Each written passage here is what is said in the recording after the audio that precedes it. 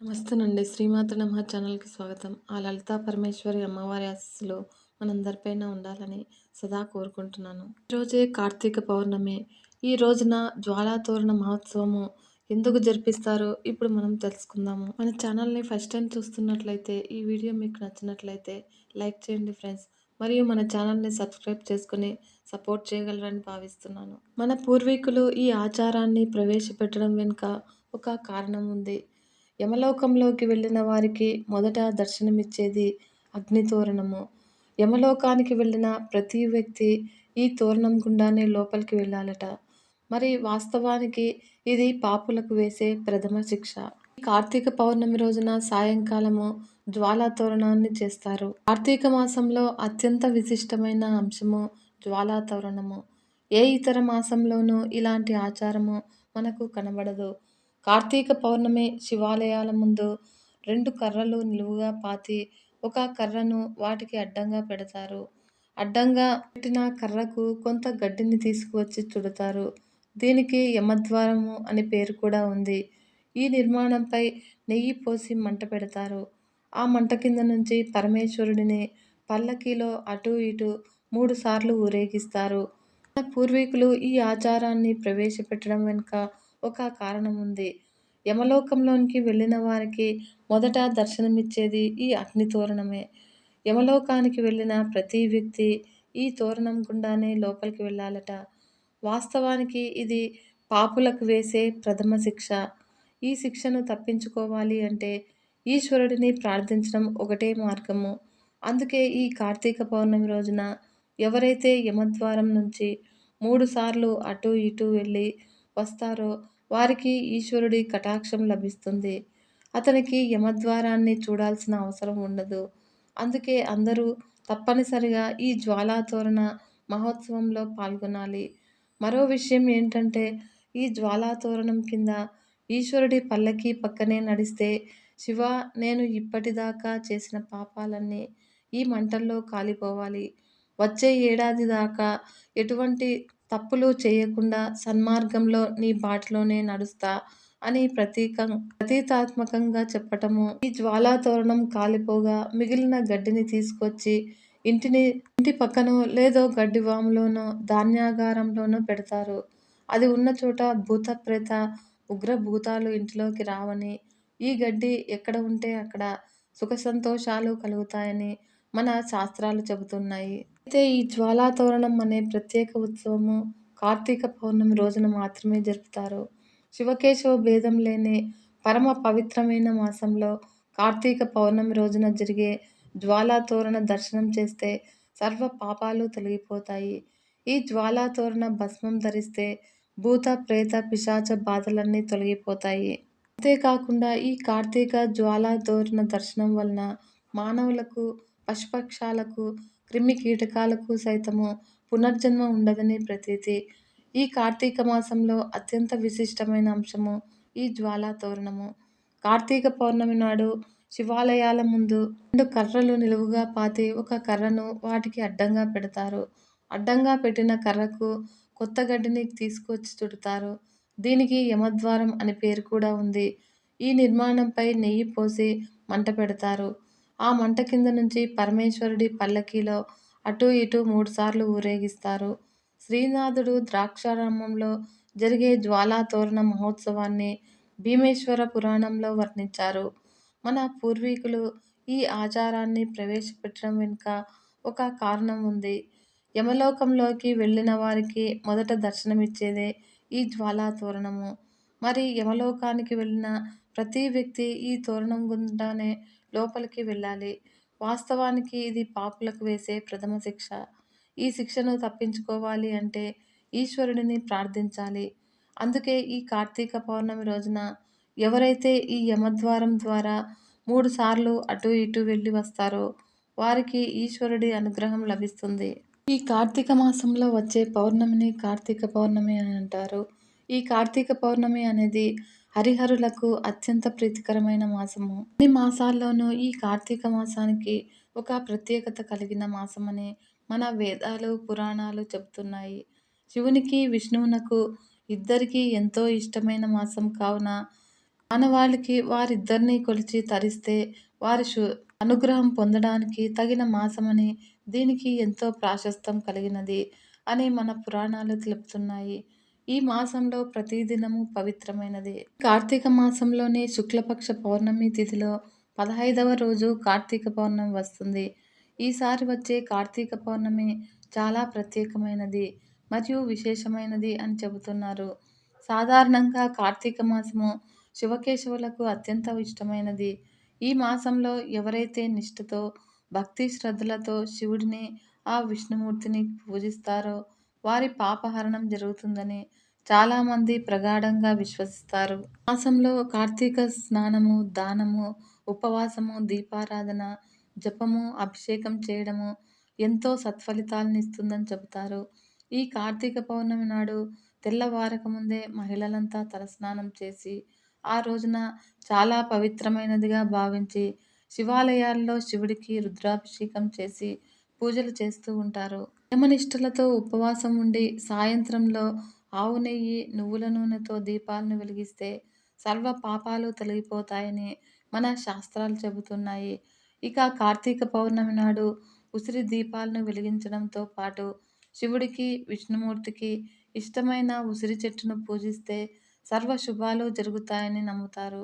ఇక కార్తీక పౌర్ణమి నాడు ఉసిరి స్నానాన్ని చేయడం వల్ల కూడా సత్ఫలితాలు ఉంటాయని చెబుతూ ఉంటారు. ఈ కార్తీక పౌర్ణమి నాడు ఉసిరి చెట్టుకు పూజలు చేయడంతో పాటు మరొక ముఖ్యమైన పని కూడా చేస్తే మంచిదని జరుగుతుందని, అది అదృష్టాన్ని, ఐశ్వర్యాన్ని రెండింటినీ తెస్తుందని చెబుతూ ఉంటారు.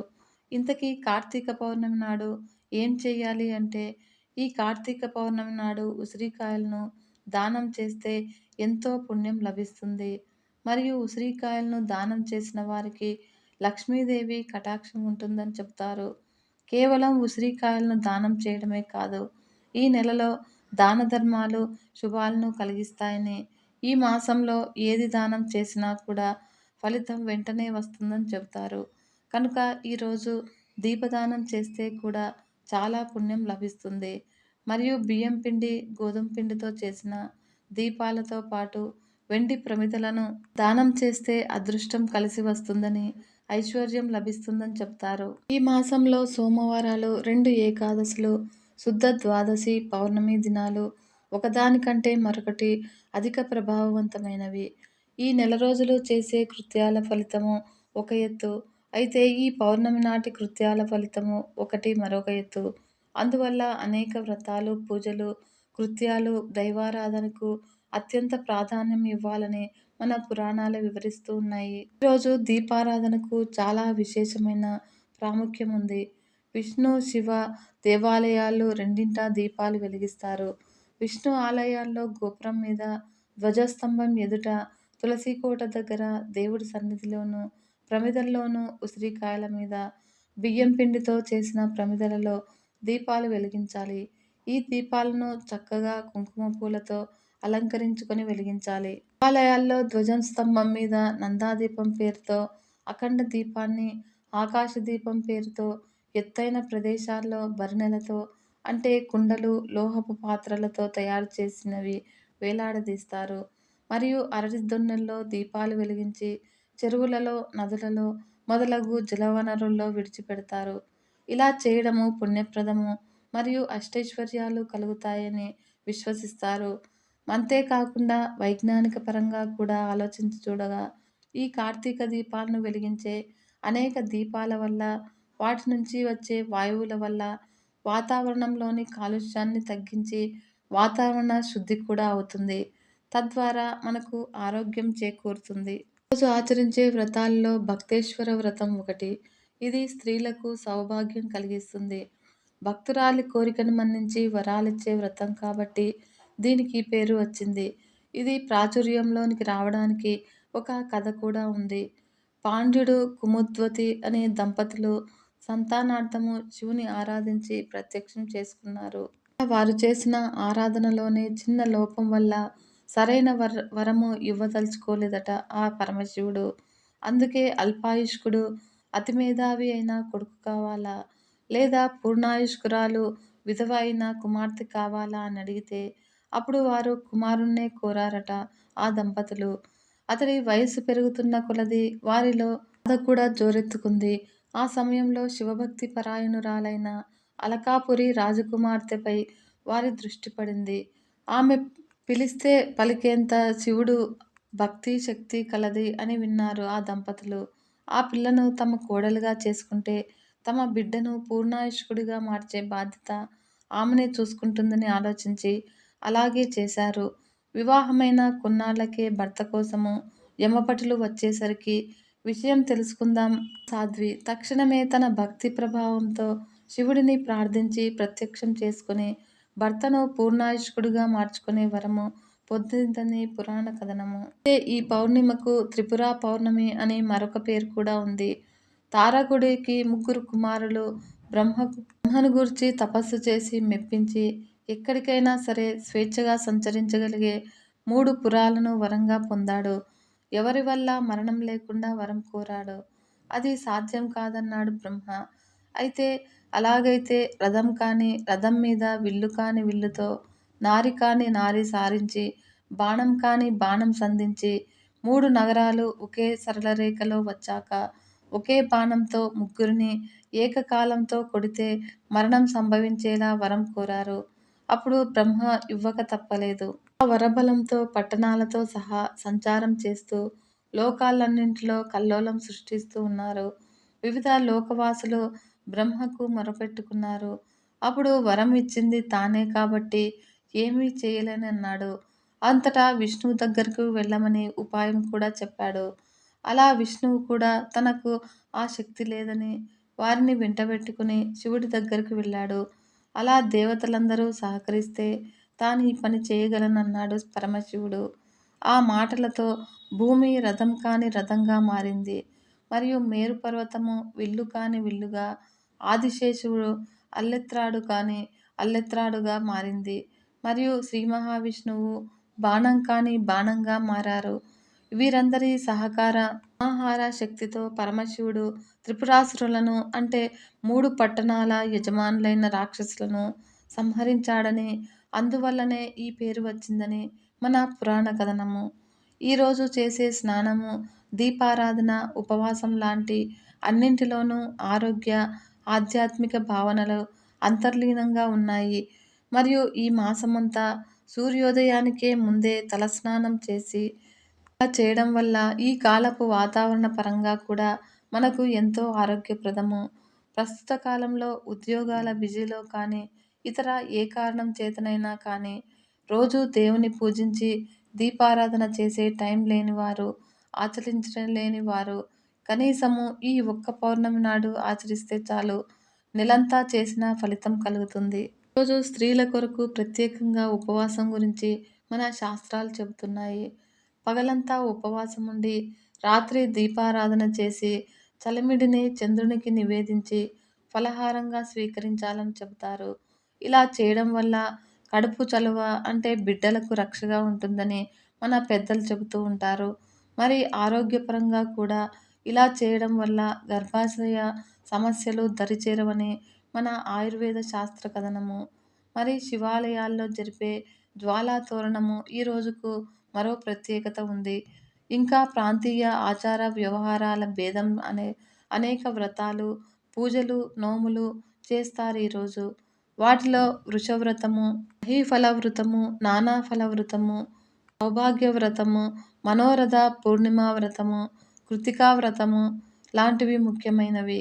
వీటితో పాటు లక్ష బిల్వార్చన, లక్ష ప్రదక్షిణ, లక్ష వత్తులు, లక్ష రుద్రం లాంటివి పూజలు చేస్తారు. ఈరోజు ప్రత్యేకంగా చేయవలసినవి దైవ దర్శనము, దీపారాధన, దీపదానము, సాలగ్రామ దానము, దీపోత్సవ నిర్వహణ. ఈరోజు విశేష శుభ ఫలితాలను అనుగ్రహిస్తాయి అని మన కార్తీక పురాణంలో పేర్కొనబడింది. ఎవరి శక్తి సామర్థ్యాలను అనుసరించి హరిహరులను సేవించి వారి కరుణా కటాక్షాలు పొందాలి. వీరిని ఎంత నిష్ఠతో భక్తిగా ఆరాధిస్తారో అంత శుభ ఫలితాలు ఉంటాయి. అయితే ఈ కార్తీక మాసంలో ఆకాశ దీపాన్ని ఎందుకు వెలిగిస్తారో తెలుసుకుందాము. ఈ ఆకాశ దీపము పితృదేవతలకు మార్గాన్ని చూపుతుంది. తాడు సహాయంతో ఈ పాత్రను పైకి పంపించి ధ్వజస్తంభం పైభాగాన వేలాడదీస్తారు. అయితే దీనిని ఆకాశ దీపం అని పిలవడానికి, ధ్వజస్తంభానికి వేలాడదీయడానికి ఒక కారణం ఉంది. ఆకాశ మార్గాన ప్రయాణించే పితృదేవతల కోసమని ఈ కార్తీక పురాణంలో చెబుతుంది. కార్తీక శుద్ధ పాడ్యమి నుంచి పితృదేవతలంతా ఆకాశ మార్గాన తమ తమ లోకాలకు ప్రయాణం చేస్తూ ఉంటారు. ఈ మాసంలో వారికి త్రోవ సరిగ్గా కనిపించడం కోసము మన ఆలయాల్లో ఈ ఆకాశ దీపాన్ని వెలిగిస్తూ ఉంటారు. ఈ ఆకాశ దీపము శివకేశవుల తేజస్సు జగత్తుకు అందిస్తుంది. మరి ఆకాశ దీపము మరో ముఖ్య ఉద్దేశం ఏమిటంటే, శివకేశవుల శక్తితో ఈ దీపము ధ్వజస్తంభంపై నుండి జగత్తుకు అంతా వెలుతురు ఇవ్వాలి అని వెలిగిస్తారు. ఈ దీపాన్ని వెలిగిస్తూ దామోదరం ఆవాహయామి అని, త్రయంబకం ఆవాహయామి అని శివకేశవులను ఆహ్వానిస్తూ వెలిగిస్తారు. ఒక్కో చోట 2 దీపాలు శివకేశవుల పేరుతో వెలిగిస్తారు.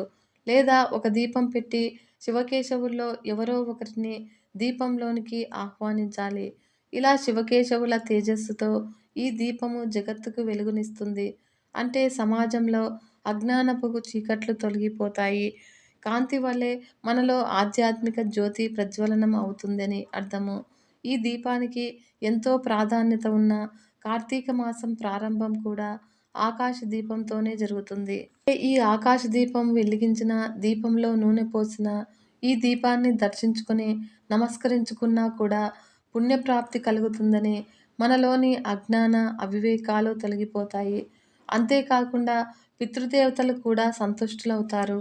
దీపాలు దేవాలయాల్లోనే కాకుండా ప్రతి ఇంట్లో కూడా ఈ ఆకాశ దీపాన్ని వెలిగించవచ్చు. దీపానికి పూజ చేసి, దీప ధూప నైవేద్యాలు సమర్పించి, శివకేశవులను స్మరిస్తూ, నమస్కరిస్తూ ఈ ఆకాశ దీపాన్ని వెలిగించి ఎత్తుగా ఒక కర్ర కట్టి దానికి వేలాడదీయవచ్చును. అయితే పవిత్రమైన ఈ కార్తీక మాసంలో దీపం వెలిగించడము ఎంత పుణ్యమో, దానాలు చేయడం వల్ల కూడా అంతే పాప పరిహారము. అందుకే ఈ మాసంలో మన శక్తి కొలది దాన ధర్మాలు చేయాలని శాస్త్రాలు చెబుతున్నాయి. సాధ్యపడేది ఒక్కటైనా చెయ్యమని సూచిస్తూ ఉన్నాయి. మరి చేసే సహాయము చిన్నదైనా సరే మనస్ఫూర్తిగా, శ్రద్ధగా చేస్తే ఫలితం అధికంగా ఉంటుంది. అయితే ఈ కార్తీక మాసంలో ఏ దానం వల్ల ఏ ఫలితం వస్తుందో ఇప్పుడు తెలుసుకుందాము. బియ్యాన్ని దానంగా చేస్తే పాపాలు తొలగిపోతాయి. మరి వెండిని దానం చేస్తే మనశ్శాంతి కలుగుతుంది. బంగారాన్ని దానంగా ఇస్తే దోషాలు తొలగిపోతాయి. మరి పండ్లను దానంగా ఇస్తే బుద్ధి, సిద్ధి కలుగుతాయి. పెరుగును దానంగా ఇస్తే ఇంద్రియ నిగ్రహం కలుగుతుంది. మరి నెయ్యిని దానంగా ఇస్తే రోగాలు పోతాయి, ఆరోగ్యంగా ఉంటారు. మరి పాపాలు పోవాలి అంటే మరియు నిద్రలేమికి పాలు దానంగా ఇస్తే మంచిది. మరియు తేనెను దానంగా ఇస్తే సంతానం కలుగుతుంది. ఉసిరికాయలు దానంగా ఇస్తే మతిమరుపు పోయి జ్ఞాపక శక్తి పెరుగుతుంది. మరియు కొబ్బరికాయ దానంగా ఇస్తే అనుకున్న కార్యం సిద్ధిస్తుంది. దీపాలు దానంగా ఇస్తే కంటి చూపు మెరుగుపడుతుంది. గోదానం చేస్తే రుణ విముక్తులవుతారు. ఋషుల ఆశీస్సులు లభిస్తాయి. మరియు భూమి దానంగా ఇస్తే బ్రహ్మలోక దర్శనం లభిస్తుందట. మరియు వస్త్రదానం ఇస్తే ఆయుష్ పెరుగుతుందట. అన్నం దానంగా ఇస్తే పేదరికం పోయి ధనవృద్ధి కలుగుతుంది. అయితే ఈ కార్తీక మాసంలో ఉసిరి చెట్టుకే కాదు, ఉసిరికాయకు ఉన్న సంబంధము అంతా ఇంత కాదు. ఉసిరి చెట్టు సాక్షాత్తు ఈశ్వర స్వరూపము. శివకేశవులతో పాటు బ్రహ్మ, సకల దేవతలలో ఉసిరి చెట్టులో కొలువై ఉంటారని పెద్దలు చెబుతూ ఉంటారు. ఇంకా కార్తీక మాసం అంటే దీపాలు ప్రధానమైనవి. పత్తితో చేసిన వత్తులను ఆవు నెయ్యిలో నానబెట్టి వాటిని అరటి దుప్పల్లో పెట్టి వెలిగిస్తారు. వేకువజామునే లేచి చన్నీటి స్నానం చేసి ఈ కార్తీక దీపాలు వెలిగించి నీటిలో వదులుతారు. కార్తీక దీపాలు అంటే సాధారణంగా వత్తులతో చేసి వెలిగించేవే. కానీ కార్తీక మాసంలో ఉసిరి దీపాలకు చాలా విశిష్టత ఉంది. ఉసిరి చెట్టు కింద కూర్చుని భోజనాలు చేస్తే మంచిదని అందరికీ తెలుసు. కానీ పసి ఉసిరి అంటే పెద్ద ఉసిరికాయతో దీపాలు పెడిగితే అన్ని శుభాలు కలుగుతాయని, నవగ్రహ దోషాల పరిహారం జరుగుతుందని చాలామందికి తెలియదు. అయితే ఉసిరికాయ గుండ్రంగా ఉంటుంది. దానితో దీపం ఎలా పెట్టాలి అనేది పెద్ద సందేహమే వస్తుంది. మరి ఉసిరికాయతో దీపం ఎలా పెట్టాలి? ఉసిరి దీపము ఎటువంటి పరిహారాలు కలుగుతాయి? ఉసిరి దీపంతో ఎటువంటి ప్రయోజనాలున్నాయో తెలుసుకుందాము. కార్తీక మాసానికి ఉసిరి చెట్టుకే కాదు, ఉసిరికాయకు ఉన్న సంబంధము అంతా ఇంతా కాదు. ఉసిరి చెట్టు సాక్షాత్తు ఈశ్వర స్వరూపంగానే భావిస్తారు. అంతటి విశిష్టత కలిగిన ఉసిరికి కార్తీక మాసంలో చాలా చాలా విశిష్టమైన స్థానం ఉంది. అందుకే కార్తీక మాసంలో మరీ ముఖ్యంగా దశమి, ఏకాదశి, సోమవారము, పౌర్ణమి తిథుల్లో ఉసిరి చెట్టు కింద దీపాలు వెలిగిస్తారు. ఈ కార్తీక పౌర్ణమి రోజున ఉసిరికాయ దీపం వెలిగిస్తే గొప్ప ప్రయోజనాలు కలుగుతాయట. ఈ కార్తీక పౌర్ణమి రోజున ఉసిరికాయను తీసుకుని దాని మధ్యలో గుండ్రంగా కట్ చేస్తే దీపంలో తయారవుతుంది. ఆ బెజ్జంలో నెయ్యి నింపి దాంట్లో తామర కాడల ఒత్తులను వేసి దీపాన్ని వెలిగించాలి. ఇలా ఉసిరి దీపం వెలిగిస్తే శ్రీ మహావిష్ణువు మరియు లక్ష్మీదేవి సంతోషిస్తారు. సకల ఐశ్వర్యాలతో పాటు మహిళలు సుమంగళిగా మరణిస్తారని అంటూ ఉంటారు. ఈ ఉసిరికాయ అంటే లక్ష్మీదేవికి చాలా ప్రీతికరము. అందుకే కార్తీక మాసంలో ఉసిరి దీపాన్ని వెలిగించిన వారికి లక్ష్మీదేవి, ఆ శ్రీ మహావిష్ణువు, ఈశ్వర అనుగ్రహము లభిస్తాయట. ఈ కార్తీక పౌర్ణమి రోజున ఉసిరికాయ దీపాన్ని వెలిగిస్తే నవగ్రహ దోషాలతో పాటు సకల దోషాలు తొలగిపోతాయని, ఇంటికి నరదృష్టి తొలగిపోతుందని మన పండితులు చెబుతూ ఉన్నారు. ఓం నమః శివాయ. సర్వే జనా సుఖినో భవంతు. లోకా సమస్త సన్మంగళాని భవంతు. నమస్తే.